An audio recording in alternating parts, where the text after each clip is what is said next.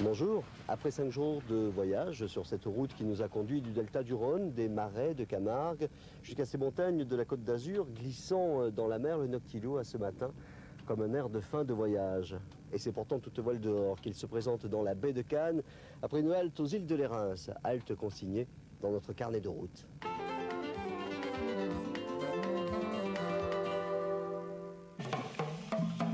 Voyager dans le temps. Refaire la route de la baie de Cannes aux îles de l'Érins, la route de l'histoire et du dépaysement assuré. Embarquer, larguer les amarres, nous partons.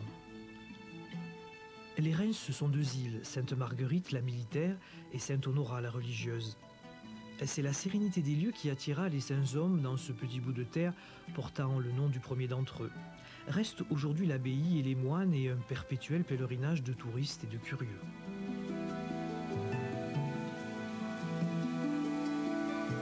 Cannes, son festival, larguez un peu la croisette et venez respirer ce qui reste d'air pur sur Sainte-Marguerite, la plus importante des deux. Les Espagnols, après l'avoir occupée, y construisirent un fort. Aujourd'hui, les envahisseurs ne sont ni mauresques ni anglais, mais européens, conquis par la plongée, les activités nautiques et la possibilité de voir l'ancien fort royal ainsi que les richesses de notre histoire.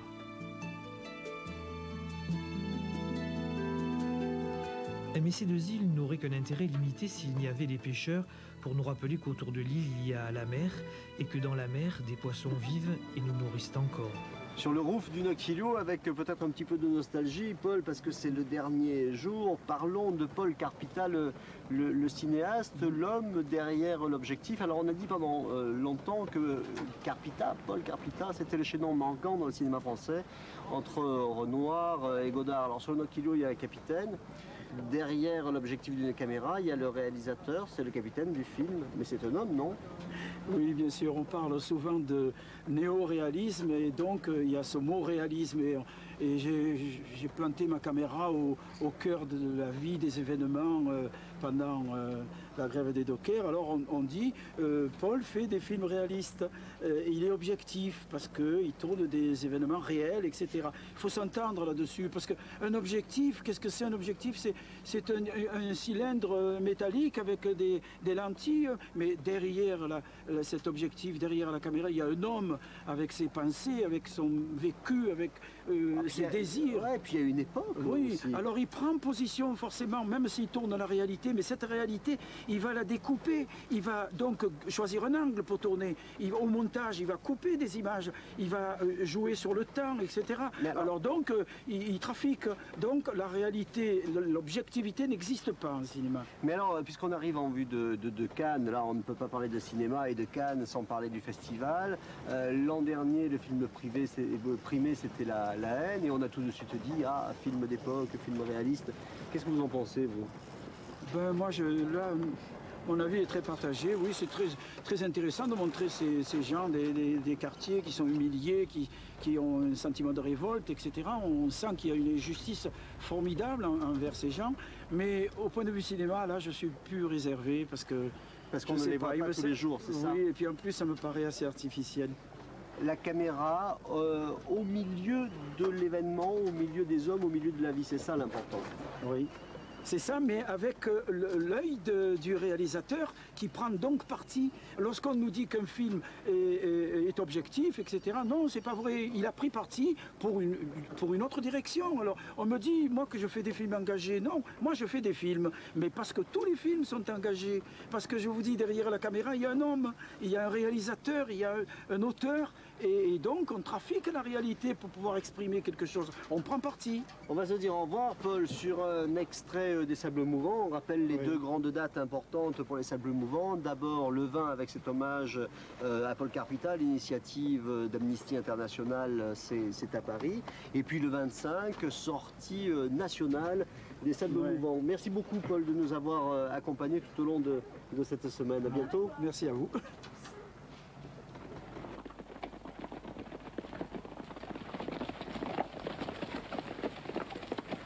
Vous êtes sur mes terres, bande d'enfoirés.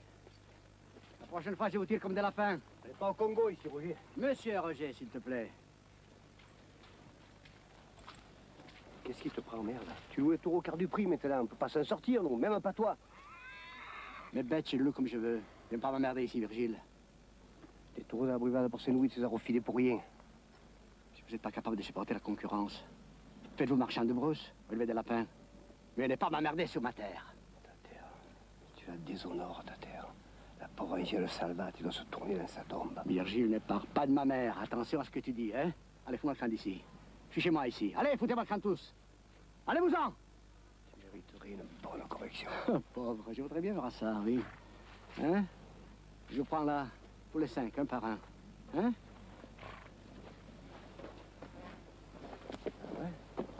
Vas-y, Bande de pas courant. vas-y. Hein? À qui c'est le tour? Hein?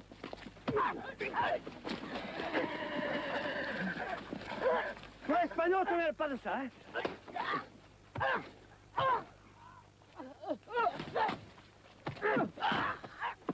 Arrêtez! Et nous voilà à quai ici à Port-Canto, au bout de la Croisette, à Cannes, avec nos deux invités. D'abord Jean-Jacques Antier, qui est l'auteur, entre autres, de ces livres que je vous montre maintenant, à propos des îles de Lérins, les grandes heures des îles de Lérins, et puis l'île Sainte de la Côte d'Azur. Vous êtes cannois, vous habitez sur la colline là-haut? Je suis un vrai cannois depuis 35 ans et on est arrivé dans les années 60.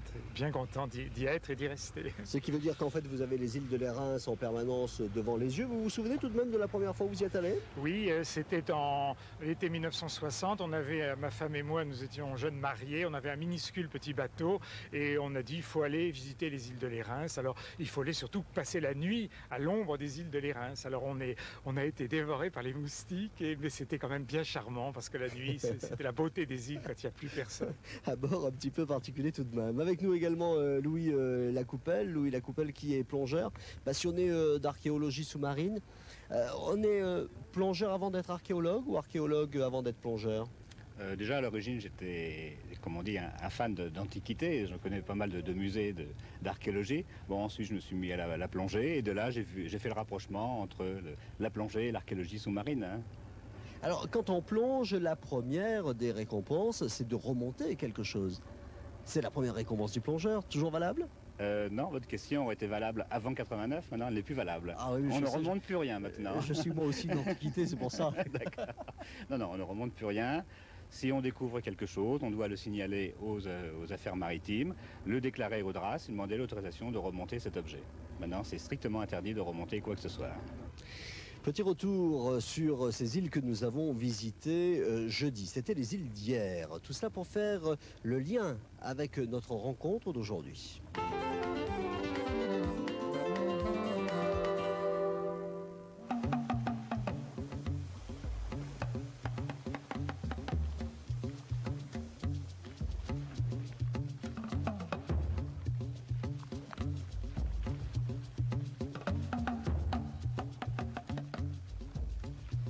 Dépeindre les îles d'hier sans parler de violence, c'est peindre un fantasme. Tout y est fort, tout y est rude. Le relief garde les stigmates de la déchirure avec le continent. Les arbres plantés comme des piquets disent leur force d'être là. Et puis tout le reste, les hommes, le commerce, les guerres, est dressé comme pour se rappeler à nous, les forts, qui n'en peuvent plus de la masse d'eau qui les entoure.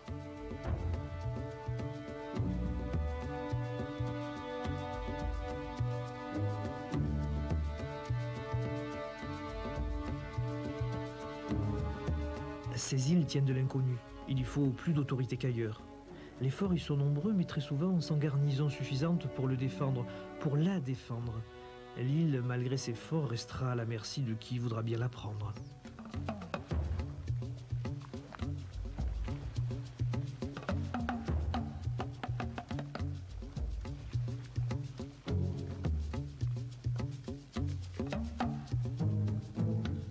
On la pille. On la brûle, on la tue. On détruit les forts comme seule preuve visible d'une autorité lointaine qui reconnaît leur nécessité, mais qui a mieux à faire que de leur porter attention. Alors, l'île se donne au plus offrant. À l'abandon, en manque d'amour, elle pactise avec le diable.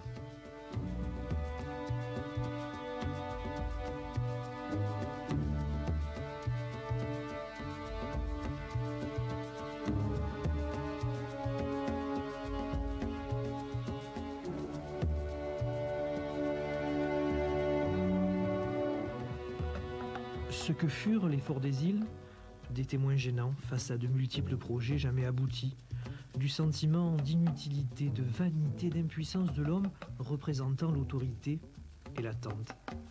L'attente dans un site grandiose d'un improbable ennemi qui en réalité ne vint jamais. À Sainte-Marguerite, l'ennemi s'est servi tout seul, et en 1635, lorsque les Espagnols débarquent sur l'île, ils construisent leur propre fort. Mais les Espagnols ne sont pas à l'origine des fortifications. Dans les îles de Lérins, les moines y avaient déjà pensé.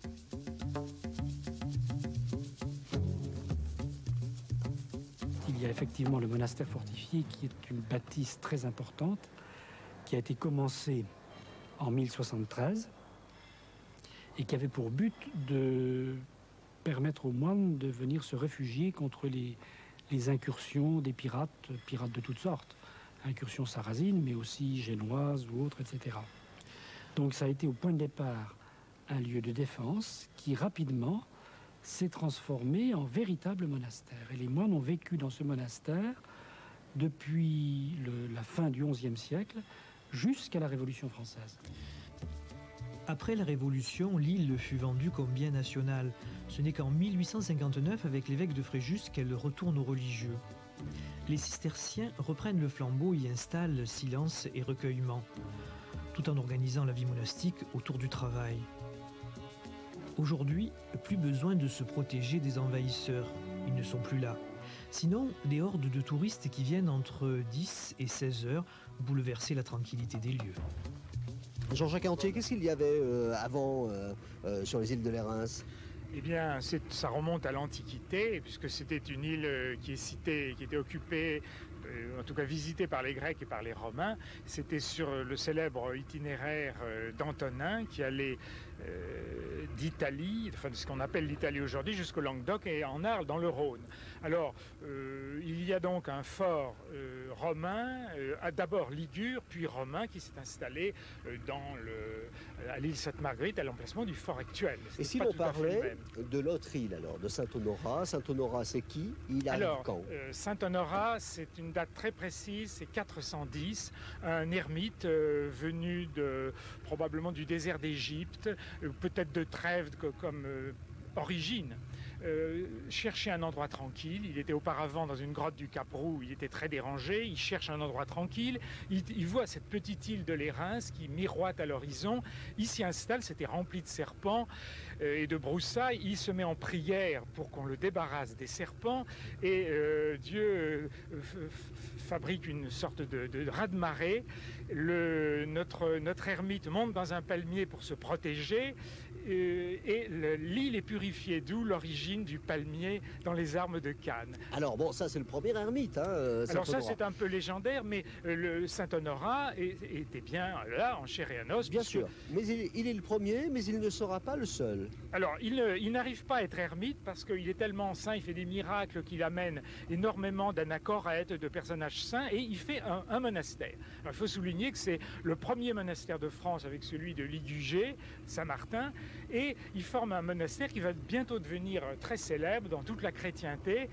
Saint-Honorat lui-même deviendra évêque d'Arles, et le monastère va voguer vers des sommets spirituels, puisque de Lérins proviendra Saint-Faust, Saint-Hilaire, et une quantité d'autres saints, et d'évêques d'Arles, Saint-Loup. Et puis après, les bénédictins. Alors après, les bénédictins, qui est déjà un monachisme beaucoup plus organisé, va occuper l'emplacement, bâtir à partir du Xe siècle le monastère actuel, tel qu'il en reste de vestiges très importants, et également ce fameux monastère fortifié qui est une tour. Mais est-ce que ce sont des moines soldats alors justement, puisqu'ils ont cette tour, ou alors ils se contentent de se réfugier là-dedans? Non, ce ne sont pas des moines soldats. Il faut dire qu'à partir du 8e siècle, il y a les invasions arabes. On dit les Sarrasins, mais en fait ce sont des Arabes venus d'Afrique du Nord qui posent d'énormes problèmes, et les moines sont obligés de se protéger. Alors ils ne se défendent pas, mais ils se barricadent dans cette fameuse tour. Quelquefois le siège dure 1 an. Ils ont des réserves, ils ont de l'eau l'eau qui vient de l'eau de pluie avec de gigantesques citernes, et on sait pas, ça se passe finalement très bien, parce qu'avant ça se passait très mal, il y avait des massacres. Et puis ces Sarrasins, ils font naufrage. Et c'est là que Louis Lacoupelle peut nous rendre témoignage de ce que l'on trouve dans les eaux. Effectivement, il y a ce qu'on appelle l'épave sarrasine du Bataillé, qui se trouve au nord-ouest de l'île, qui a été découverte en 1973 par Jean-Pierre Joncheret, sur lequel il y a eu plusieurs campagnes de fouilles. Le matériel qui était extrait, ce sont principalement des grosses jarres, des lampes à huile sarrasine, de la vaisselle, laquelle vaisselle a permis de dater justement le 10e siècle. Et en 1993, nous avons refait une fouille, un travail de fouille avec l'aide de l'ose, de la Comex. C'était très intéressant, mais c'est prévu en 1997 de refaire autre chose. Ah bon, voilà des belles promesses. Et puis alors donc, après cela, il y a la grande époque espagnole dont on parlait tout à l'heure. Et puis la période où ces forts deviennent prison. Et c'est là que l'on rencontre le deuxième personnage.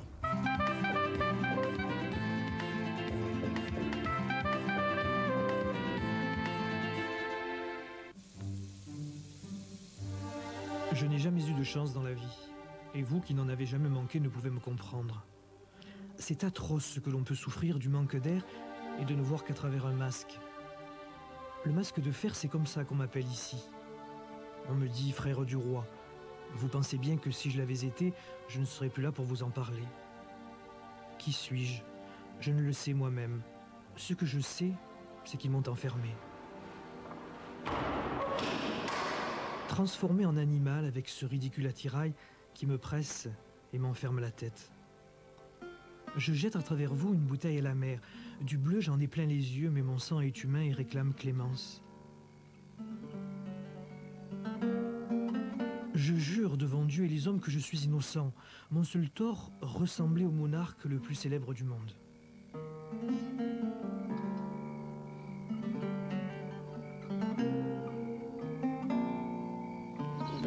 C'est la prison du masque de fer. Et toi, si je te disais, dans l'imaginaire, un fort, comment tu l'imagines? Qu'est-ce qu'il y a dans un fort? Des seigneurs, des chevaliers, des écuyers. Un fort, pour moi, c'est un endroit un peu isolé, avec des forteresses, où s'est passé des combats et toutes des choses comme ça. Personnellement, je te l'offre à toi et à ta famille. Qu'est-ce que tu en fais? Je le restaurerai complètement et puis je le ferai visiter. Et tu demanderais un peu d'argent? Ou ça serait gratuit? Un peu d'argent quand même. C'est qu'ils y ont déjà pensé. Le Fort Royal est aujourd'hui musée. Utilisé un temps pour la défense des côtes, il avait été transformé en prison. Pas seulement pour des individus, mais aussi pour des groupes opposants au régime ou en rébellion face à l'État. Au départ, donc, le masque de fer était seul dans sa cellule. Ce n'a plus du tout été le même cas par la suite. Donc, des pasteurs protestants, au moment de la révocation de l'édit de Nantes, ont été emprisonnés. Ils étaient déjà plusieurs par cellule. Et puis, au 19e siècle, la Smala d'Abdelkader a été déportée sur l'île Sainte-Marguerite. Et là, je crois que c'est le bâtiment tout entier du Fort Royal qui a servi de prison. D'ailleurs, on voit des barreaux qui restent à toutes les fenêtres. Et ils ont été très, très nombreux à ce moment-là. Le musée de la mer, le nom était donné dès sa création, renferme donc, conserve à la fois la mémoire de ces lieux, des prisonniers du masque de fer et de tous les autres prisonniers qui sont succédés là. Et les collections proprement dites du musée sont des collections d'archéologie sous-marine, de matériel d'épaves qui ont coulé aux abords de l'île Sainte-Marguerite. Quel calvaire, Jean-Jacques Antier, en fer ou pas faire déjà le masque? Le masque, on a dit qu'il était en velours, jusqu'au jour où il y a eu un colloque il y a 10 ans à Cannes, où on a sorti la facture du masque de fer. La facture du fer? Oui, la facture, la commande d'un masque en fer destiné à Monsieur de Saint-Mars qui gardait le prisonnier de Sainte-Marguerite. Alors, il y avait peut-être les deux. Je pense qu'il y avait aussi des masques de velours pour la journée, parce que ce pauvre masque de fer aurait crevé de chaleur. Ce pauvre masque de fer, c'était qui au fait? Alors moi, ma théorie, qui est partagée par d'autres heureusement, c'est que c'était un jumeau de Louis XIV. Alors on l'avait caché au début parce qu'il ne pouvait pas y avoir deux rois, ça posait un énorme problème. Et puis ensuite, bon, ils ne l'ont pas assassiné parce qu'ils étaient gentils et parce qu'ils avaient peur de l'enfer. Ils l'ont gardé aussi en réserve. Et à partir du moment où il a eu 20-25 ans, il a appris l'affaire. Il s'appelait Dauger de Cavoy. Il était en Angleterre et ça commençait à devenir dangereux. Il a fallu l'interner. Alors, il n'y a pas de preuve absolue de cette théorie. L'autre théorie, c'est que ce serait un bâtard de la reine Anne d'Autriche. Mais on ne voit pas pourquoi on l'aurait caché. Car un jumeau, il y avait une ressemblance avec Louis XIV. Et à l'époque, Louis XIV était sur toutes les pièces de monnaie. On connaissait le profil de Louis XIV. Alors, il fallait le cacher. Oui, puis on peut pas se tromper, quoi. On ne peut pas le prendre pour un autre. Et puis on dépense beaucoup d'argent pour ce masque de fer. On a dépensé des sommes colossales, équivalent de 30 ou 40 milliards de nos centimes actuels pour construire la prison du masque de fer de Sainte-Marguerite. Et d'autre part, il y avait une véritable garnison. Il y avait un officier, monsieur de Saint-Mars, qui était là pour s'occuper de lui. Il était le seul à le nourrir. Les soldats ne pouvaient pas entrer. Il y avait des portes à tambour. Est-ce que vous pensez qu'un jour, on aura une preuve tangible de qui était le masque de fer? Il y en a qui savent qui est le masque de fer. Ce sont les héritiers de la couronne de France. Mais ils ne le gardent pas. Ils ne le diront pas. Peut-être qu'ils ont honte. Ils ont honte de Louis XIV. Parce que c'est quand même dégueulasse. Parmi les prisonniers, autres prisonniers, là-bas sur les îles de Lérins, deux personnages encore. Il y avait le marquis de Jouffroy d'Aban, 2 siècles plus tard, qui avait été enfermé parce qu'il était un petit peu vicieux. C'était sa famille qui l'avait fait enfermer. C'était pas un politique, sa famille l'avait fait interner. Et alors, il s'ennuyait, il regardait la passe entre les deux îles, et il voyait les galériens qui poussaient les galères. Et du coup, une idée lui est venue, il a inventé la machine à vapeur.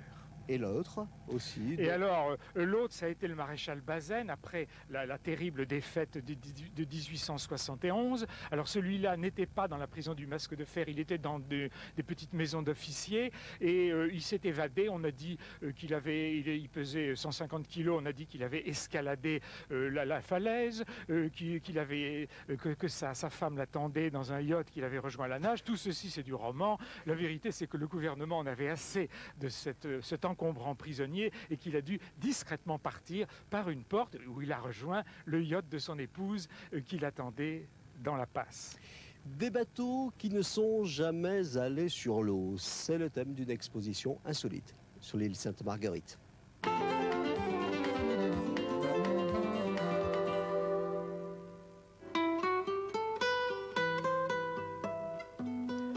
Les bateaux, c'est fait pour aller sur l'eau.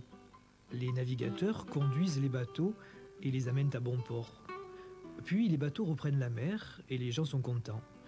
Jusqu'au jour où tout s'arrête, par la volonté des hommes bien sûr.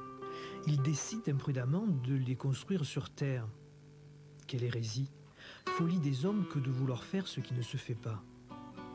On n'a jamais vu un poisson sans eau, un oiseau sans ailes, un bateau sans mer, ça ne se fait pas. Et pourtant ils l'ont fait. En construisant des bateaux maisons, des proues en pierre, des mâts en béton, ils se sont fait plaisir. Il fallait alors saisir l'instant, valoriser l'insolite avant que tout ne sombre et que les dieux fatigués des caprices des hommes ne décident de mettre à la mer des bateaux apeurés. Cookie White l'a fait. Elle a photographié dans toute l'Europe, cherché de l'Espagne à l'Italie, en passant par la Belgique, ces bateaux à la dérive. Prudente mais très sérieuse, elle les a repérés et s'est juré qu'un jour, pour faire plaisir aux dieux, elle les rendrait à la mer. Exposition visible tout cet été sur l'île Sainte-Marguerite. On en fait quoi de ces îles maintenant, Jean-Jacques Antier? Les îles... L'île Saint-Honorat appartient aux moines et l'île Sainte-Marguerite, tout au moins le fort, appartenait à l'armée. Pendant la guerre, il a été occupé par les Allemands. Ensuite, l'armée l'a occupé quelques dizaines d'années et maintenant, la ville de Cannes l'a pris en charge pour des animations culturelles, artistiques, des jeunes, une énorme restauration, un travail gigantesque qui se poursuit actuellement. Et tout autour de ces îles, bien sûr, on y plonge, Louis Lacoupelle. Je plonge très souvent, on peut dire une fois par semaine dans cette région. Il faut dire que le site est très riche. On a toujours l'espoir de découvrir une super épave. Combien d'épaves Combien d'épaves répertoriées dans moins de 300 mètres du rivage des îles. On peut compter 8 épaves, datant enfin entre le 2e siècle avant Jésus-Christ jusqu'à notre époque. Mais pour vous, Louis Lacoupelle, quelle est la plus intéressante? Pour moi, c'est celle du Bataillé. Elle n'a pas livré tous ses secrets. Puis par ailleurs, il y a toute la zone portuaire de l'île Sainte-Marguerite qui est encore exploitée. À Cannes, au milieu des yachts, il y a des pêcheurs et ça, pour certains, c'est une découverte.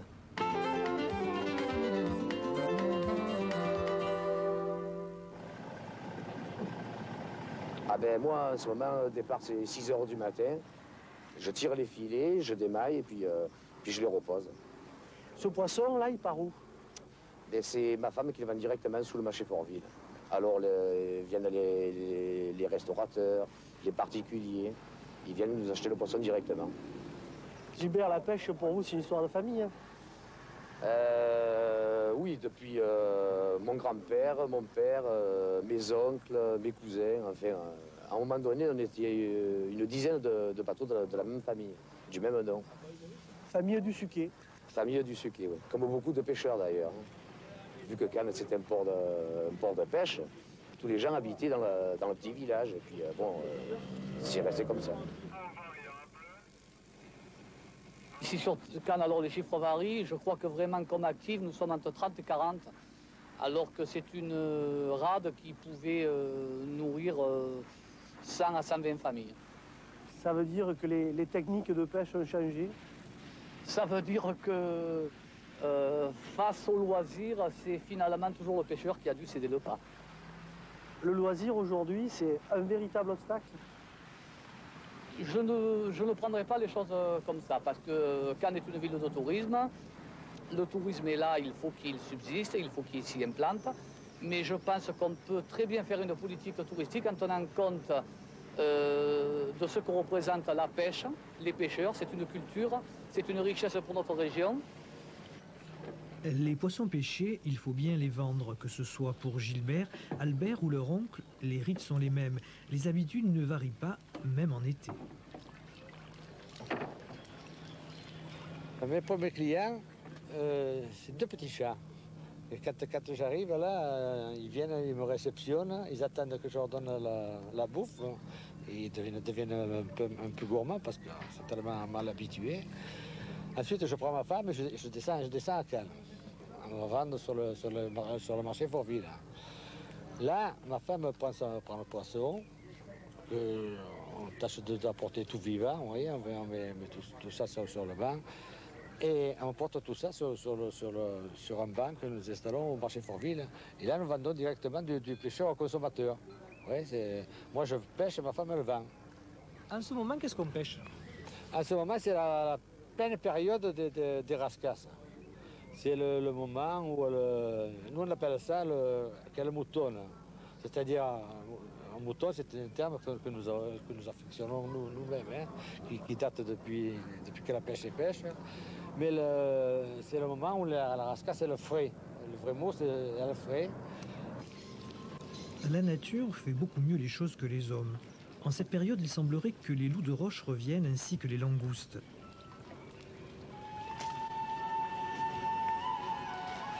Mais il est une profession qui se raréfie, celle de la pêche. C'est parce qu'elle nous a toujours nourris et qu'elle fait référence à nos origines qu'elle ne doit pas disparaître. Et puis il y a les hommes, la mer, les coutumes, tant d'éléments qui nous parlent et qui pendant 2 ans ont servi de base photographique à Karl Kugel. Aujourd'hui, tout est dans un livre réalisé avec le musée de la mer sur l'île Sainte-Marguerite.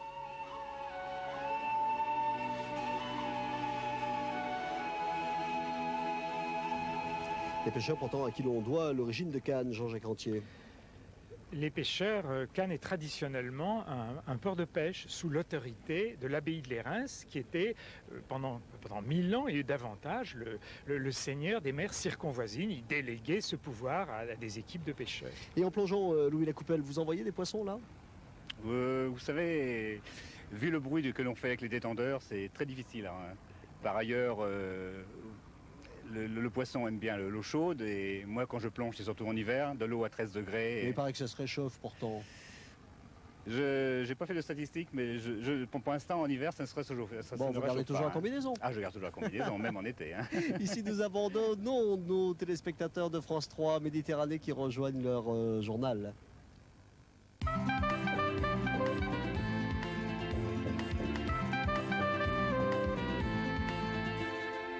La meilleure façon d'aller vérifier la richesse du milieu sous-marin autour des îles de Lérins, c'est peut-être d'aller vérifier, enfin en images, et c'est ça l'astuce.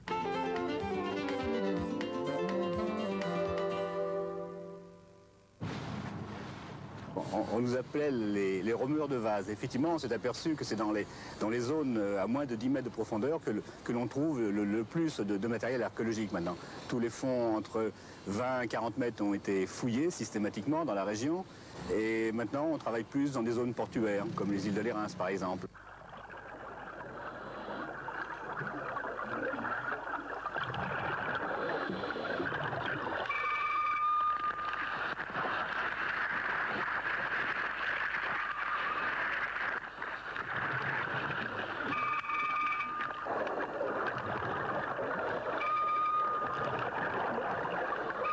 Alors vous êtes quand même un peu fouineur avec vos copains parce que on voit sur ces images là cette tranchée qui a été faite par un organisme public pour mettre les égouts et vous êtes engouffré dans cette tranchée. Exactement, oui, d'ailleurs un peu d'ailleurs c'était dans le nuage de vase de la pelleteuse là, et d'ailleurs le grutier n'était pas trop content que l'on vienne sur son chantier et c'est là que nous avons découvert un matériel archéologique qui est très important. Si nous sommes venus sur cette tranchée, c'est parce que c'est une zone très intéressante. En 87, nous étions les inventeurs du site des lampes à huile. Et nous avions trouvé au cours d'une plongée promenade une lampe à huile. La semaine suivante, 2 lampes à huile au même endroit. Nous avions signalé au DRASM qui nous a accordé une notation de sondage. Et en fait, ce sont 1200 lampes à huile qui ont été sorties. Enfin, 1200 morceaux qui ont permis, entre autres, de trouver 230 lampes à huile complètes. C'est quand même sensationnel. Pourquoi elles étaient là, on ne sait pas. Est-ce que c'était une épave? Est-ce que c'était un lieu votif? Est-ce que c'était un emplacement terrestre? Et par la suite, il y a eu un effondrement de terrain et de ce fait, le site a été submergé. Ça, on ne le sait pas. Vous arrivez chez vous et là commence un énorme travail au milieu de tous les pots que l'on peut voir dans tout le jardin. Que vous avez pu constater au cours de votre reportage. Effectivement, bon, le travail le plus intéressant commence, c'est-à-dire la classification. Bon, dans un premier temps, il faut tous les objets qui sont sortis de la mer, il faut les mettre dans l'eau douce pendant 2 à 3 semaines, de manière à éliminer le sel. Ensuite commence un décapage, soit avec un acide dilué, et puis éventuellement une reconstitution, une restauration. On passe ses soirées à coller. Et donc je passe mes soirées à coller, à nettoyer, à comparer les catalogues. Vous cachez les fentes un peu, non? Ah non, absolument pas. Non. Le but, ce n'est pas un maquillage, hein. C'est une restauration de manière à remonter la pièce, mais c'est pas un maquillage. Oui, la Coupelle, comment et pourquoi vous, le Niçois, s'est retrouvé là aux îles de Lérins à plonger et à chercher? Pourquoi? Peut-être un peu comme tous les navigateurs depuis l'Antiquité, parce que c'est un site où on peut plonger qui est du Mistral ou du vent d'Est. Le port est dirigé en plein nord, donc il est toujours abrité. Par ailleurs, il n'y a pas de rivière qui se déverse dans la rade de Cannes, donc l'eau est toujours claire. Et puis, bon, comme les navigateurs depuis 2000 ans, c'est un site privilégié, donc c'est là qu'on trouve beaucoup d'épaves. Nous avons découvert, il a été découvert au total 8 épaves dans une limite très proche du rivage des îles. C'est 2000 ans d'histoire, mais qui ont été découverts en 20 ans. La première épave a été découverte en 1973, la dernière il y a 2 ans. Oui, mais maintenant que l'on ne peut plus rien remonter, c'est ce que vous nous expliquiez tout à l'heure, où est votre satisfaction? La satisfaction, bon, d'une part la plongée avec une bonne bande de copains chaque week-end ou même en semaine. Et puis par ailleurs, l'envie de découvrir. On a toujours espoir de découvrir un jour la super épave, peut-être qui se trouve dans la rade de Cannes, peut-être sous notre bateau. Et puis peut-être aussi d'avoir son nom dans une vitrine d'un musée. Peut-être aussi, mais c'est déjà fait ça. J'ai déposé du matériel il y a 2 ans au musée de Sainte-Marguerite, au musée de la mer, et j'ai appris que maintenant il était exposé. La plongée, c'est une passion et certains sont prêts, les jeunes surtout, à la satisfaire par tous les moyens.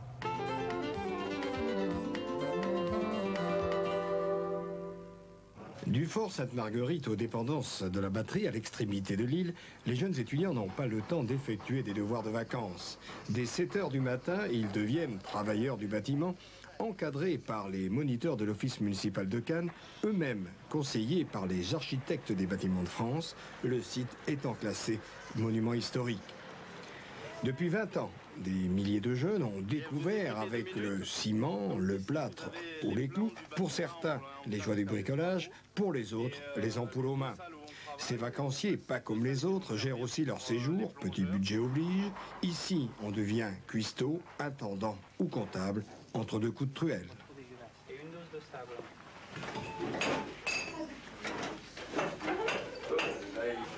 Vous faites un petit peu de rejointement là, juste dans ce endroit-là. Bah, faut pas avoir peur de travailler quoi, à 5 h le matin, de se lever à 7 h 30 et voilà. Ah oui, des ampoules, des cloques, des coupures, des mains qui tirent à cause du mortier. La récompense est pour l'après-midi avec la gratuité des loisirs, voile, tir à l'arc et plongée sous-marine. Une majorité de ces jeunes travailleurs ont reçu leur baptême de plongée, d'autres reviennent tous les ans se perfectionner. Quant à ceux qui habitent la région, ils adhèrent souvent au club municipal de plongée de la ville de Cannes.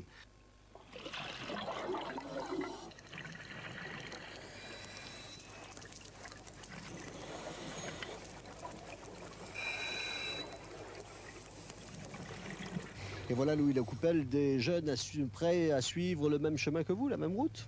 Alors, on voudrait bien, mais j'ai organisé effectivement il y a 2 ans un stage d'initiation d'archéologie. J'ai emmené des ados sur un chantier avec l'autorisation du ministère de la Culture. Mais après, désormais maintenant, les chantiers sont soumis aux règles du ministère du Travail. Que l'on plonge à 2 mètres ou à 40 mètres, il y a des règles d'hyperbarie à respecter. Et de ce fait, on ne peut employer que du personnel très qualifié. Ah, ce qui veut dire donc que maintenant, les gens qui plongent sont des privilégiés. Privilégiés, les anciens qui ont dû montrer leurs preuves, mais comme toujours dans ces cas-là, comment montrer ses preuves si on n'a pas plongé? Est-ce que tout ça, ce n'est pas un risque de voir de plus en plus de plongées sauvages et du pillage d'épaves? Ah si, comme toute l'application de nouvelles lois, il y a un risque, bien sûr. Hein.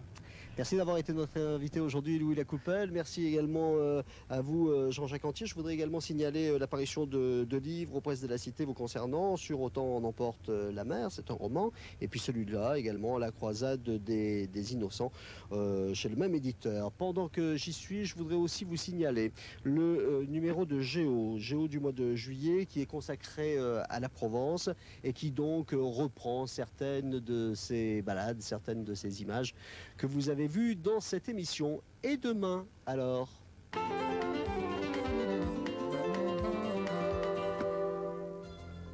à partir de demain et jusqu'au 25 juillet, c'est à une promenade sur la route des châteaux forts du sud au nord de l'Alsace que vous convie France 3, avec un patrimoine alsacien qui compte plus de 400 châteaux forts édifiés entre le 11e et le 13e siècle. Chaque jour, avec Christian Hahn, vous découvrirez un château, une cité, des endroits inédits, insolites, des saveurs aussi à déguster. C'est une belle balade. Voilà encore une belle route en perspective. Cette semaine, la nôtre de route a été menée de main de maître par Jean-Louis à la barre du Noctilio. Noctilio, un bateau qui vient d'où, Jean-Louis? Il vient de mer du Nord, c'est un bateau, c'est un Baltic Trader. C'est un Baltic Trader qui a été amené par les Allemands en France et qui a coulé après la guerre. Enfin, voilà, les Français l'ont récupéré. Après, il a fait le trafic de cigarettes dans les années 50. Mauvais garçon, hein. Il est arrivé à Marseille, il a été transformé en chalutier. Et quand après il a plus pêché, moi j'ai pu l'acheter. Quelles sont ces mensurations? Porto, il fait 31 mètres. Ça pèse combien un bateau comme ça? Une centaine de tonnes. Et ça se manie comme ça, là, comme à rien? Oui, ben disons que moi j'ai pas pris le gréement d'origine, je l'ai mis en goélette. C'est un gréement qui est plus pratique pour la plaisance, qui est plus maniable, qui est plus agréable à manœuvrer. Et maintenant, qu'est-ce qui fait le Noctilio? Quel est son avenir, sa destination? Le Noctilio est à la retraite parce qu'il a plus de 60 ans. Et donc il sert à des amis et à moi à promener. Et on amène aussi des gens qui ont une activité à faire, un peu comme vous. Eh ben, merci pour cette balade, cette semaine. Merci aussi à tout l'équipage qui est là autour de nous. J'espère que les vacances se passent bien, qu'elles vont continuer à bien se passer. Puis je vous dis peut-être à très bientôt, ici, chez nous, en Provence. Au revoir.